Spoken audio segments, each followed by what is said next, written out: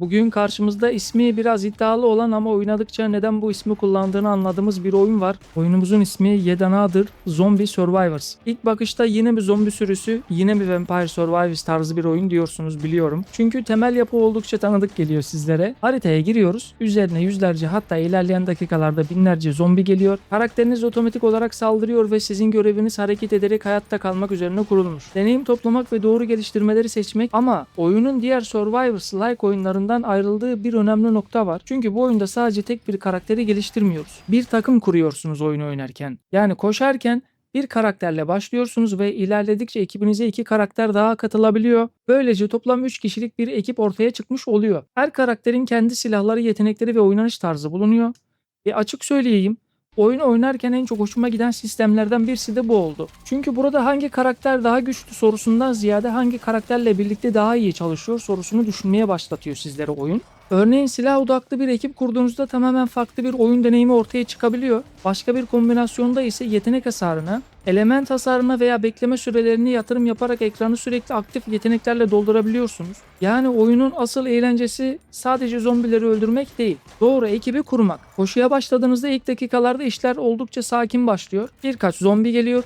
Karakteriniz otomatik ateş ediyor her zamanki gibi. Deneyim kristallerini topluyoruz ve seviye atladığımızda önümüze farklı geliştirmeler geliyor. Buraya kadar türü bilen herkes ne olduğunu zaten anladı. Birkaç dakika geçtikten sonra oyun ciddi şekilde hızlanmaya başlıyor. Zombi sayısı artıyor. Daha güçlü düşmanlar ortaya çıkıyor. Ekran yavaş yavaş dolmaya başlıyor ve bir süreden sonra artık saldırıdan çok pozisyon almaya dikkat etmek zorunda kalabiliyorsunuz. Çünkü karakterler otomatik ateş etse de bu oyun tamamen hiçbir şey yapmadan bekleme mantığında ilerlemez. Nereye hareket ettiğiniz, düşmanları nasıl üzerine çektiğiniz ve takımınızın saldırı alanını nasıl kullandığınız da zaten roguelike oyunlarında çok önemli. Özellikle kalabalıkların arasında sıkıştığınız zaman birkaç saniyelik yanlış hareket bile bütün koşunuzun sonunu getirebilir. Oyunun benim açımdan en güçlü taraflarından biri ise build sistemi. Karakteriniz için silahlar, yetenekler ve farklı pasif geliştirmeler seçebiliyoruz oyun içerisinde oyuna girmeden. Bazı yeteneklerin evrimleri bulunuyor ve doğru geliştirmeleri bir araya getirdiğinizde başlangıçta sıradan görünen bir silahın birkaç dakika sonra tamamen farklı bir şeye dönüştüğünü görebiliyoruz. Steam tarafında da oyunun 40 silah, 32 yetenek ve yeteneklerin 2 evrim seviyesiyle tasarlandığı belirtilmiş. İşte bu noktada oyun sizi sürekli bir sonraki koşuya itiyor. Acaba bu karakteri şu karakterle birleştirsem ne olur? Bu yeteneğin evrimini açsam nasıl çalışacak? Silah hasarına mı yatırım yapmalıyım yoksa cooldown mu düşünmeliyim? Gibi sorular ortaya çıkmaya başlıyor. Ve bence Survivors türünün en güzel tarafı da zaten bu değil mi? Bir koşuda yaptığınız hata sonraki koşuda başka bir build denemenize de sebep oluyor. Karakter tarafında çeşitlilik var mı? Benim gözümden var. Başlangıçta bazı karakterleri doğrudan erişebiliyorsunuz. Diğer karakterler ise belirli bir görevleri veya oyun içindeki şartları yerine getirerek açabilirsiniz. Örneğin Huntress belirli bir süre hayatta kalmanızı isterken Ghost gibi karakterlerin açılması farklı başarımlar üzerinden ilerlemiş. Bu sistem benim hoşuma gitti. Çünkü yeni karakter açmak için sadece para vermeniz veya menüden seçim yapmanız gerekmiyor. Oyunu oynamanız gerekiyor. Karakteri keşfetmeniz gerekiyor. Tabi burada bir eleştirim olacak. Oyunun uzun vadeli ilerleme sistemi her zaman build sistemi kadar heyecan verici değil. Bazı kalıcı geliştirmeler oldukça standart kalmış. Hasar artabiliyor, can artabiliyor, cooldown düşürebiliyorsunuz, daha fazla kaynak kazanabiliyorsunuz. Bunlar işe yarıyor ama yeni bir sistem açıldı dedirtecek kadar yaratıcı olduklarını söyleyemem. Topluluk tarafında da özellikle meta ilerlemesi bazı oyuncular tarafından fazla basit veya grind ağırlıklı bulunduğuna dair eleştiriler yapılmış. Buna rağmen oyunun 1.0 sürümünde bu tarafın ciddi şekilde genişletildiğini söylemek gerekiyor. Artık genel ilerlemenin yanında karakteri özel geliştirme ağaçları da bulunuyor. Yani karakteri sadece bir kere açıp bırakmıyorsunuz. Oynadıkça onların kendi geliştirmelerini ve özelliklerini de ilerletebiliyorsunuz. Harita tarafına geldiğimizde ise oyun çok büyük bir açık dünya sunmuyor bizlere. Zaten amacı da bu değil. Haritalar zombilerin giderek artan baskısı altında belirli süre boyunca hayatta kalabileceğiniz alanlar olarak tasarlanmış. Ve burada oyunun temposu önemli. İlk dakikalar kolaymış. Orta bölüm tamam biraz daha kalabalıklaştı. Sonlara doğru lan nereden geliyor bunlar noktasına gidebiliyorsunuz. Ben o noktaya geldim. Özellikle güçlü düşmanlar ve boss tarzı karşılaşmalar ortaya çıktığında build'inizin gerçekten çalışıp çalışmadığını anlamaya başlıyorsunuz. Çünkü çok samimi bir şey söyleyeyim. Direkt ölüyorsunuz abi.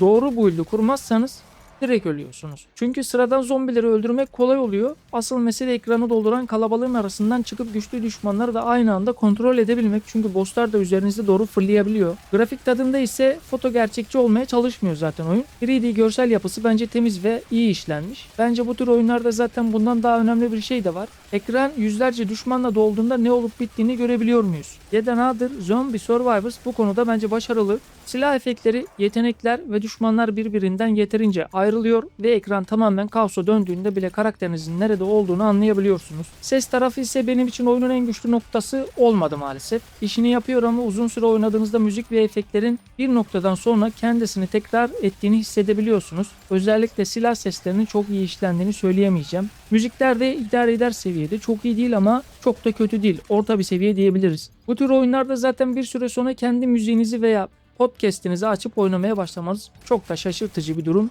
değildir. Yani herkes böyle yapıyordur diye düşünüyorum. Bir başka diğer önemli konu da oyunun tek oyunculu olması. Burada 3 kişilik bir takım kuruyoruz ama 3 kişinin oynadığı bir co-op anlamına gelmiyor. Karakterin tamamını siz yönetiyorsunuz sevgili dostlar. Dolayısıyla arkadaşlarımla 3 kişi girip oynayabilir miyim diye düşünüyorsanız cevap kesinlikle oynayamazsınız. Bu biraz kaçırılmış fırsat gibi geliyor. Çünkü oyun zaten 3 kişilik ekip sistemi üzerine kurulmuş. Co-op olsaydı ortaya gerçekten çok farklı bir deneyim çıkabilirdi benim gözümden. Çünkü düşünsene 3 tane arkadaşınla giriyorsun, 9 tane karakter yapıyor toplamda. Bir sürü de farklı karakter olduğuna göre co-op sistemi neden bu oyunda yok diye düşündürüyor beni. Bir de oyunun en büyük problemi bence burada ortaya çıkıyor. Yine her zamanki gibi tekrar hissi.